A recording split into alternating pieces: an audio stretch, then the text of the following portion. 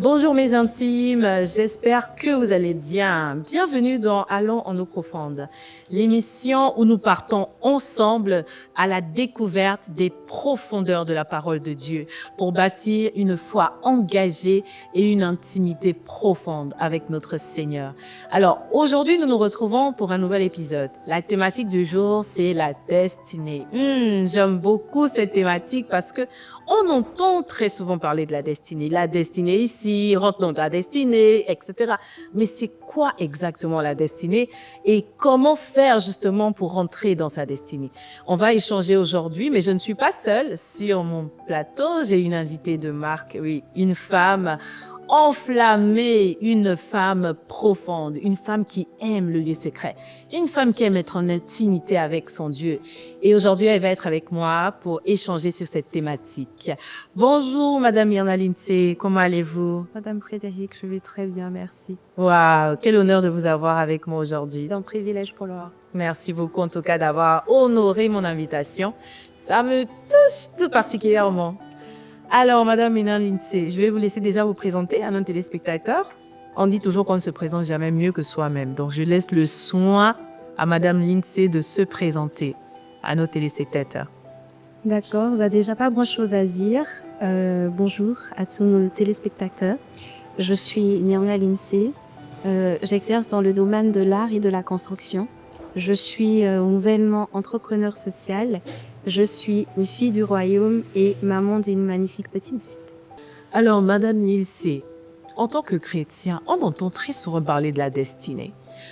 Beaucoup d'exhortations, oui, il faut connaître ta destinée, il faut rentrer dans sa destinée. Mais en fait, aujourd'hui, on aimerait savoir, c'est quoi exactement la destinée? Alors, il y a beaucoup de choses à dire au sujet de la destinée. Mais si je devais définir la destinée en une phrase, je dirais que la destinée pour moi est un mandat unique. Yes. C'est un mandat qui est propre à chacune des personnes dans le but d'accomplir la mission pour laquelle Dieu l'a suscité sur la terre. Yes. Au-delà de la destinée commune que nous avons en tant que filles et fils du royaume, qui est celle d'aller partout le monde et de prêcher la bonne nouvelle, je crois qu'il y a un mandat personnalisé et donné par Dieu qui consiste à réellement faire la mission pour laquelle il nous a mis sur cette terre. Yes. Je considère que la destinée n'est pas en jeu, mais la destinée est une responsabilité. Et je crois qu'au-delà de la destinée commune que nous avons en tant que fils et filles du royaume, qui est celle d'aller partout le monde et de prêcher la bonne nouvelle, il y a une destinée personnalisée et donnée par Dieu pour chacun de nous pour accomplir la mission pour laquelle nous sommes sur cette terre. Et effectivement, nous avons des comptes à rendre, la Bible nous le dit bien. Et je pense qu'il faut qu'on dissocie la destinée de nos projets personnels. Parce qu'en fait, si je comprends bien ce que tu viens de nous expliquer, la destinée, c'est vraiment ce que le Seigneur a prévu pour toi. La Bible dit qu'avant que tu ne sois dans le ventre de ta mère, dans le livre de Jérémie, il dit à Jérémie, avant que tu ne sois dans le ventre de ta mère, je t'avais établi. Il avait peut-être envie de, je sais pas, devenir footballeur. Il avait peut-être des plaisirs autres que d'être prophète, en fait. Et là, justement, on peut opérer des choses dans le monde séculier, dans notre travail personnel, dans nos entreprises personnelles, mais ça peut être en dehors de notre destinée.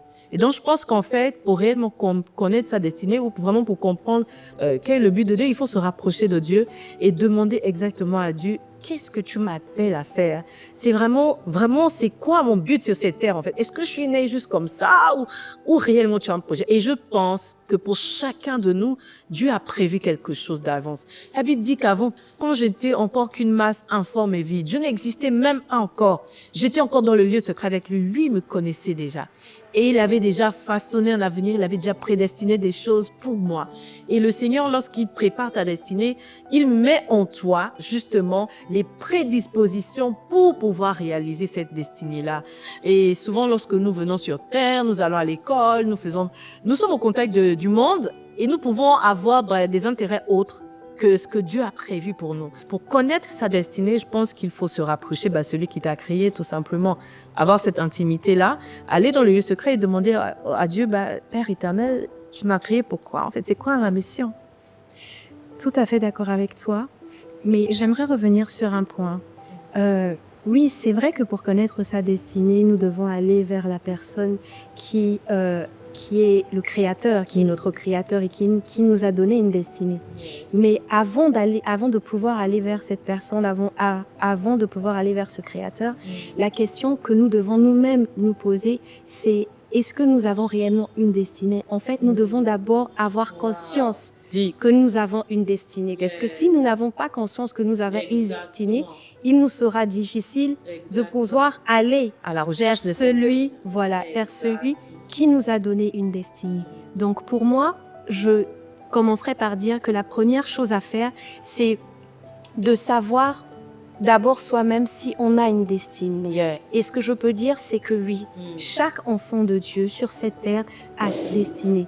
C'est le but ultime pour lequel nous sommes sur la terre. Exact. La destinée compte, je vais le redire encore une fois, la destinée n'est pas un jeu, c'est une responsabilité.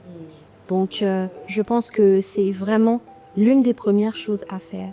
Ensuite, je dirais que nous ne pouvons pas parler de destinée si au préalable, nous ne nous connaissons pas. Et là, on va venir sur la mission de l'identité. C'est vrai que en tant qu'enfant de Dieu, on est habitué à mettre un accent sur ce point qui est la destinée. Mais on n'a pas tort d'en abuser parce que la destinée est un point focal. La destinée est tellement importante. Je veux dire, la connaissance de soi est tellement importante pour pouvoir aller où on doit aller. Parce que si nous ne savons pas qui nous sommes, là je parle de la question de l'identité, si nous ne savons pas qui nous sommes, il nous sera difficile de pouvoir Clairement. vivre finalement cette destinée-là. Donc pour moi, je crois que c'est le premier point sur lequel on devrait se pencher. Mais ce que je remarque également, Frédéric, c'est que certaines personnes, bien qu'étant chrétiennes, manquent de connaissance de leur identité. C'est-à-dire que elles ont accepté le Seigneur, elles ont entendu parler du Seigneur, elles sont à fond dans leur relation, mais elles ne savent pas qui elles sont réellement. Et ça, c'est quelque chose qu'on retrouve aujourd'hui, que ce soit dans nos églises, que ce soit ailleurs. Et c'est dommage parce que finalement, on a l'impression de vivre en fait une vie chrétienne sans objectif. Exactement. On a l'impression de vivre une vie chrétienne sans but. Et j'entends des gens se demander, mais ok, on est d'accord sur le fait de savoir quelle est notre identité, mais comment finalement on fait pour découvrir quelle est notre identité? C'est ça. J'aimerais donner 2 ou 3 points à ce sujet. Pour moi, je commencerai par dire que, comme on l'a dit tout à l'heure, la première chose serait d'aller vers le Créateur. Mais avant d'aller vers le Créateur, tu dois d'abord t'assurer de toi-même que tu as bel et bien une destinée.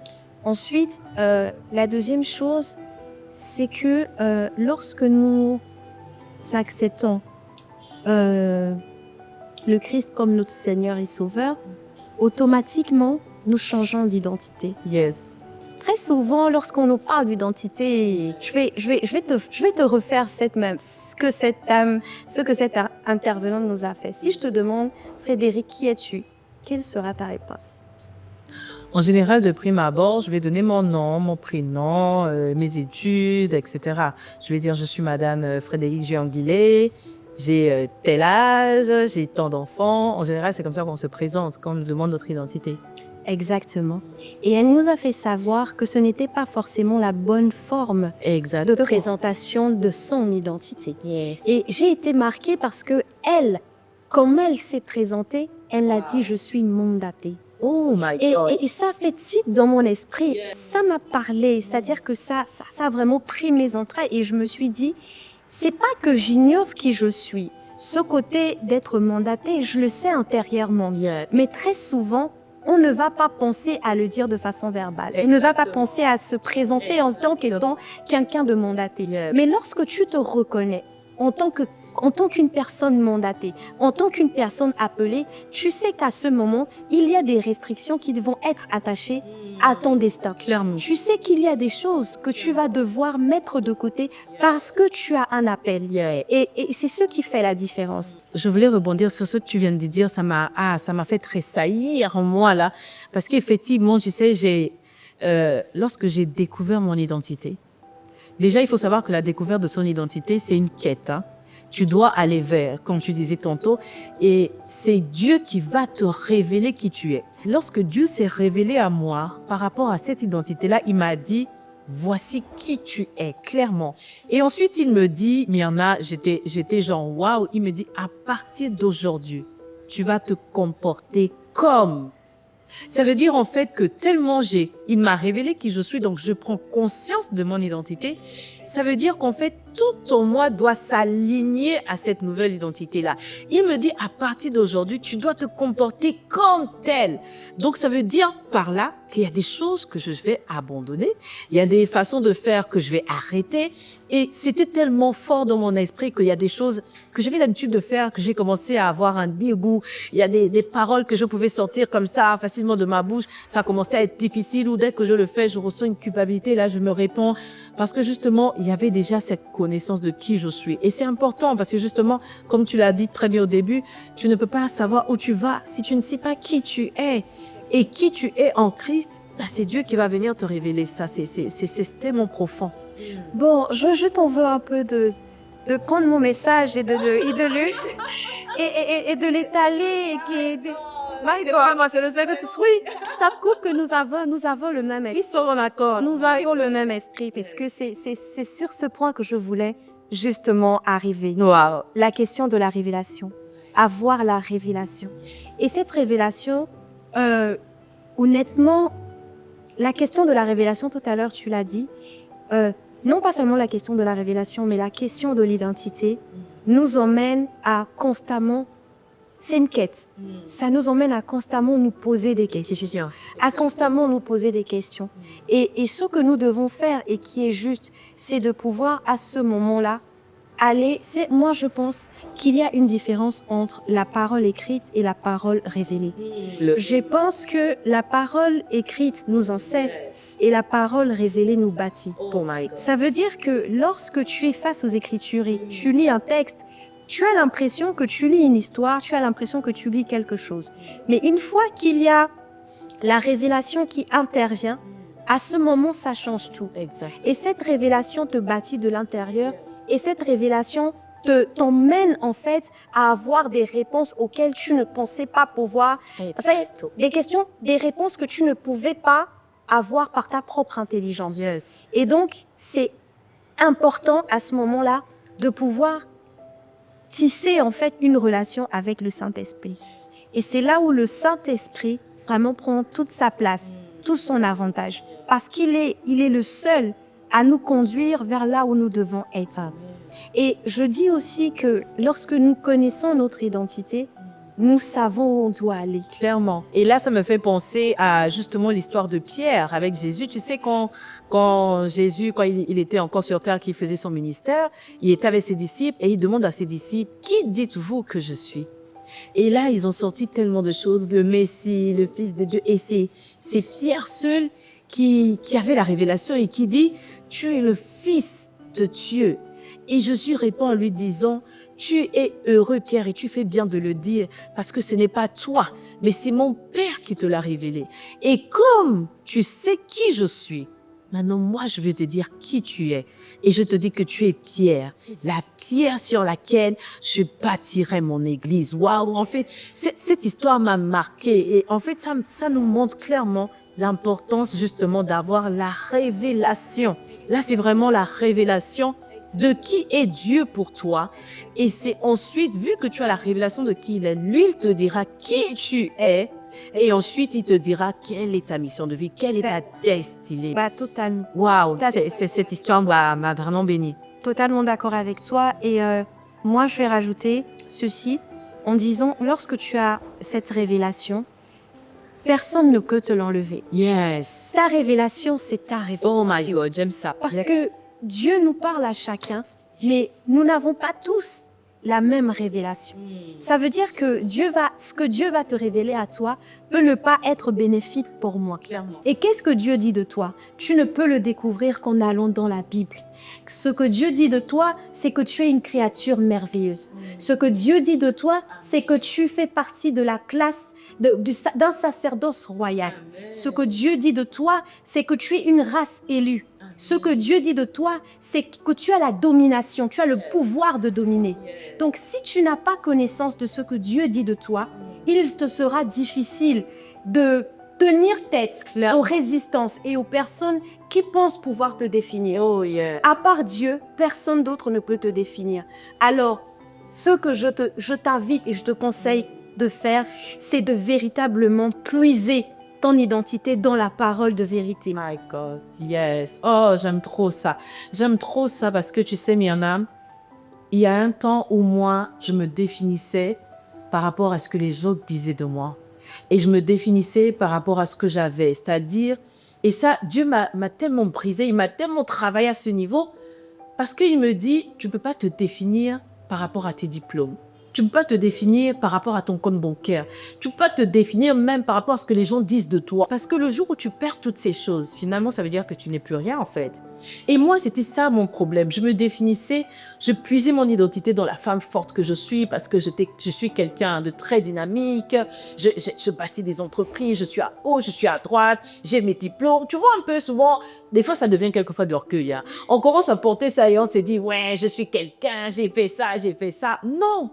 Et là, Dieu m'a arrêté, il m'a dit, non, c'est pas ça ton identité. Et tu ne dois pas te définir par rapport à ça. Parce que le jour où tu vas perdre toutes ces choses, en fait, cela veut dire finalement que tu n'es plus rien. Tu dois pouvoir te définir par rapport à ce que moi je dis de toi, quelles que soient les situations. Ça veut dire que tu peux traverser des temps difficiles, tu peux traverser des temps de disette, tu peux traverser des difficultés, la maladie, etc.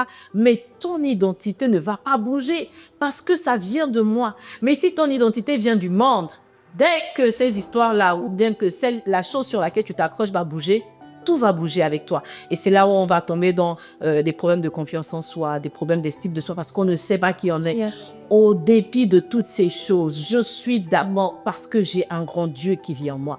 Je suis d'abord parce que l'Esprit de Dieu m'a mandaté. Ça, c'est mon identité. Et quel que soit ce qui se passe autour, je reste focus, je ne bougerai pas. Quel que soit ce qui se passe autour, je reste focus, je ne bougerai pas parce que je sais ce qu'il m'a dit. Et vraiment, comme la servante de Dieu pouvait dire, je t'invite vraiment à aller puiser dans le réservoir de God et de savoir qui tu es. Va à ses pieds parce que assurément, ça va te permettre de bâtir ton identité et bien évidemment de savoir quelle est la destinée qui se rattache. Si tu me permets, oui, vraiment pendant que tu parlais, mon esprit en fait est reparti à quelques années en arrière. Yes. Et je dis gloire à Dieu pour les témoignages que nous avons. Yes. Moi, plus jeune, j'étais quelqu'un de très influençable, de facilement influençable. Ça veut dire que j'avais souvent besoin de l'avis des autres pour savoir que j'avais de la valeur. Exactement. Ou pour savoir que j'étais sur le bon chemin. Exactement. Et alors que je commençais à peine mes classes dans l'église, dans ma communauté, quelques années après, j'ai ma meilleure amie qui est partie de l'église. Et pour la petite histoire, ma meilleure amie était celle qui m'avait emmenée dans l'église. Wow. Donc, ça m'a bouleversée. Clairement. Et je me suis dit à ce moment, si celle qui m'a emmenée dans cette église est la même qui aujourd'hui part de cette église, ça veut certainement dire que cette église n'est pas la bonne. Et ça veut certainement dire que je dois la suivre où elle va. Exactement. Et à ce moment, j'ai été bousculée dans mon esprit. Au point où j'avais besoin de faire un break. Je me souviens, à cette période-là, j'avais voyagé. Je m'étais accordé quelques semaines de repos parce que j'avais besoin d'un tête-à-tête, d'un face-à-face avec le Seigneur. Et j'étais frustrée parce que à ce moment, j'entendais plusieurs personnes dire « Le Seigneur m'a parlé, le Seigneur m'a dit ceci, le Seigneur ceci, cela. » Et je me disais que mais quel est ce Seigneur que je cherche, mais qui ne me parle pas? Quel est ce Seigneur qui parle à tout le monde sans vraiment? Et j'étais frustrée et ça provoquait quelque chose en moi. Et j'étais dans une période qui m'avait vraiment secouée parce que j'étais entre le je pars ou le je reste. Et quand je suis arrivée, quand j'ai voyagé et tout, c'était pour moi une façon de me retrouver avec Dieu, essayer un peu d'évacuer, de pouvoir trouver en fait une réponse à mes questions. Et je me souviens, je n'oublierai jamais, et d'ailleurs c'est la deuxième fois que je partage ce témoignage, j'étais dans la chambre et j'ai commencé à prier parce que j'étais toujours en fait dans une optique de vouloir ramener, en fait de vouloir convaincre ma sœur de revenir à l'église. Et puis je voyais que ça fonctionnait pas. Alors qu'est-ce que j'ai fait? J'ai tenté l'expérience. J'ai voulu vivre ma propre expérience et je me suis enfermée dans la chambre et j'ai commencé à parler. Parce qu'on dit prier, c'est aussi parler. Exact. Et j'ai commencé à parler. Et lorsque j'ai commencé à parler, j'ai dit, Saint-Esprit, toi et moi aujourd'hui, j'ai entendu que tu parles. J'ai entendu que tu convaincs. Aujourd'hui, tu es conscient des limites qui sont les nœuds. Tu es conscient de la situation par laquelle je passe. Je suis perdue. J'ai besoin de toi. Parce que je savais pertinemment qu'en allant voir mes autorités, il ne m'aurait jamais permis de partir. Bien sûr. Alors je me suis dit, Seigneur, je ne veux pas avoir la vie d'un homme.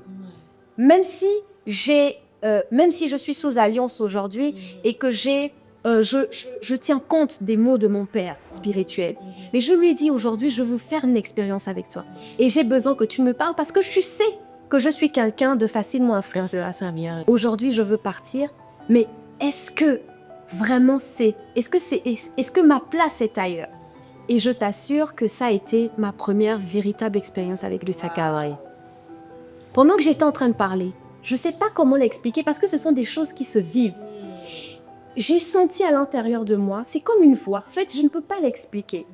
Et il y a eu juste un message qui a retenti dans mon esprit en me disant tu es consciente que tu es quelqu'un de facilement influençable.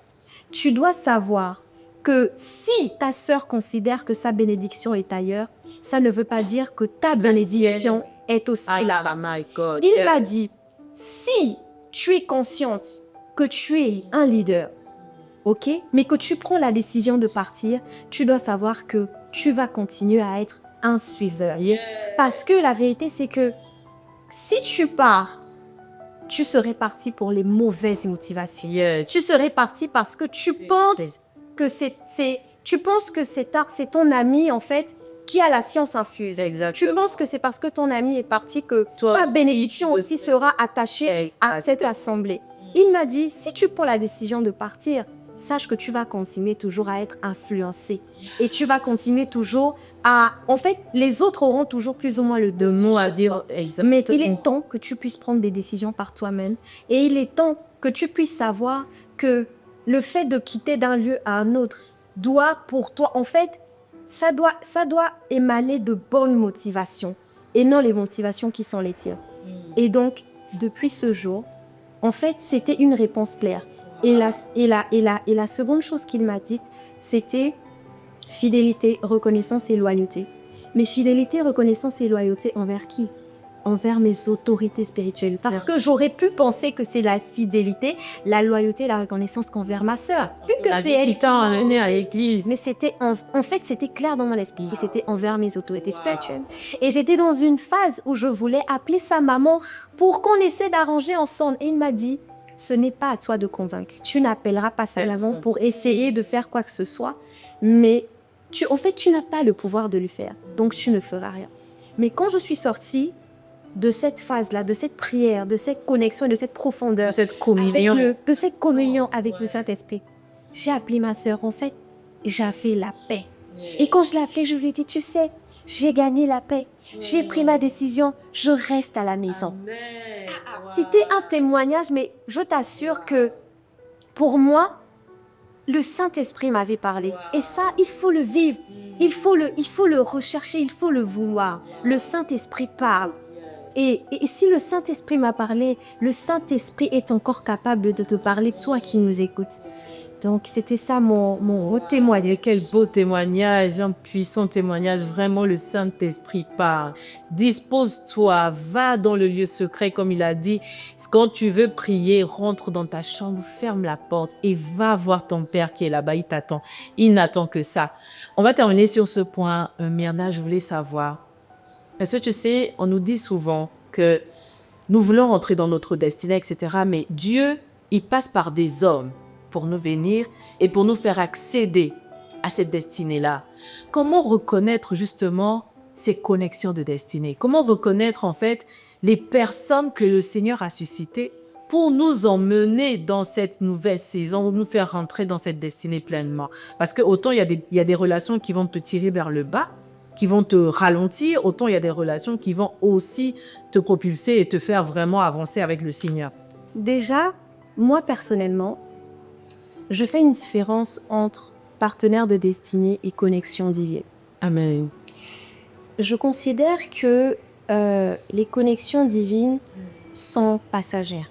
Je considère que les connexions divines sont des personnes que l'on rencontre pour une saison bien précise. Yes.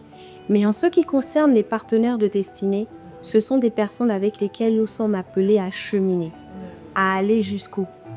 La question que nous devrions plutôt nous poser, c'est comment pourrions-nous à notre niveau être de bonnes connexions divines pour les autres afin que ces personnes-là puissent contribuer à notre destinée. Donc moi, c'est vraiment dans cette optique que je vois les choses. Aujourd'hui, je ne peux pas m'entourer ou je ne peux pas simplement aller vers quelqu'un parce que la personne est chrétienne comme moi. Aujourd'hui, je ne peux pas simplement aller vers quelqu'un parce que la personne a des mêmes valeurs que moi. Aujourd'hui, je ne peux pas aller vers quelqu'un simplement parce que je sais que de cette personne, je peux tirer quelque chose. Mais quand je vais vers une personne, c'est qu'est-ce que je peux apporter à cette personne. Quand je vais vers une personne, c'est comment je peux impacter cette personne. Lorsque je vais vers une personne, c'est comment je peux tout simplement être une solution pour cette personne. Parce que c'est en étant une solution pour cette personne que cette personne, un jour, pourra dire « Ah, l'INSEE m'a impacté de telle façon. Yes. À mon tour, voici ma contribution, voici ma partition dans la destinée qui est la sienne. » La vérité, c'est que parfois, moi, je pense que la question de la destinée, en fait, on ne connaît jamais notre destinée, mais on la découvre. On la découvre. Amen. Yes. D'accord? Donc, c'est un processus. Yes. Personne ne naît en sachant exactement ce qu'il va devenir. Lorsque Jésus dit à Jérémie, avant que tu ne fusses formé dans le ventre de ta mère, je te connaissais exactement. Oui, nous avons un modèle sur lequel nous pouvons nous appuyer en croyant que avant que nous aussi, nous ne soyons formés dans le sein de notre mère, Dieu nous connaissait déjà. Mais la vérité, c'est que lorsque tu es venu au monde, Frédéric, tu n'es pas venu au monde avec la connaissance de ta destinée. Aujourd'hui, tu as grandi, tu as pris en sagesse, tu as pris en maturité, tu as compris que dans cette vie-ci, il y a des questions existentielles auxquelles tu dois faire face pour te découvrir et découvrir la selle de ta vie. Ça veut dire que ça nécessite une recherche, ça nécessite d'aller en profondeur. Et donc, pour moi, je considère tout simplement à la question comment faire pour reconnaître nos partenaires de destinée, je dirais tout simplement comment faire pour que nous soyons nous-mêmes d'abord de bons partenaires de destinée. Wow, my God, wow, wow, wow. Ah non, mais j'ai été trop bénie. J'ai été énormément bénie. Et justement, j'aime tellement la tournure, comment tu as tourné la question, parce que justement, on s'attend toujours à avoir des connexions, des destinées, à avoir des personnes qui vont nous apporter quelque chose, mais nous oublions qu'en réalité, nous devons nous-mêmes d'abord apporter avant de recevoir. Waouh. Bah écoute, sur ce, vraiment, je crois qu'on va clôturer. On est tellement bien, on est les gens donc au fond de là, j'ai plus envie de ressortir. J'ai plus envie de remonter, on était tellement bien, mais on arrive au terme. de notre temps imparti pour cette émission. Et vraiment, waouh, j'ai été énormément bénie. Et j'espère que toi aussi qui nous regardes, vraiment, tu as pris ta part. J'espère vraiment que ce que nous avons partagé aujourd'hui va t'aider à faire un pas de plus et à aller à la découverte de cette destinée glorieuse. Parce que oui, Dieu a une destinée glorieuse pour toi, mais il attend juste une chose, que tu fasses le premier pas, que tu ailles le rechercher en eau profonde. Amen. Amen. Amen, amen. Et si je peux avoir un mot de fin, Bien sûr, un mot de fin à nos téléspectateurs là. je dirais que le plan de Dieu pour chacun d'entre nous est toujours pour qu'à la fin nous puissions régner.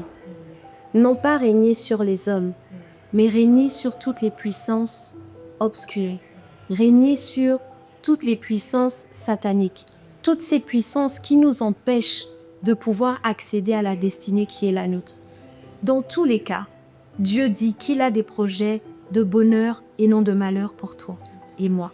Dieu dit qu'il a des projets de grandeur pour toi et moi. Ça veut dire qu'à la fin de la journée, Dieu ne peut pas te laisser sans rien. À la fin de la journée, Dieu ne peut pas te laisser perdant. Tout ce que Dieu attend de nous, c'est que à la fin, nous puissions combattre le bon combat, achever la course et garder la foi. Alors à toi qui as pris le soin et le temps de nous écouter, j'aimerais prier dans le nom puissant de Jésus, que tu puisses véritablement découvrir ce pourquoi Dieu t'a suscité sur la terre. Je prie afin qu'aucune opposition, aucune oppression, aucun plan de l'ennemi ne résiste devant la grandeur et la puissance de Dieu dans ta vie. Alors que tu détiens le pouvoir, alors que Dieu t'a donné toutes les armes nécessaires pour pouvoir accomplir la mission qui est la tienne, la destinée qui est la tienne, je prie que rien ni personne n'entrave cela dans le nom puissant de Jésus-Christ. Je déclare que tu es fort, je déclare que tu es glorieux, je déclare que tu es indestructible au nom puissant de Jésus. Que ta destinée soit glorieuse et que ta destinée puisse impacter le plus grand nombre. Amen. Wow. Alors, allez-y et impactez le monde. Sur ce, on se dit à très bientôt pour un nouvel épisode et surtout, prenez soin de vous et que Dieu vous bénisse. Ciao, ciao.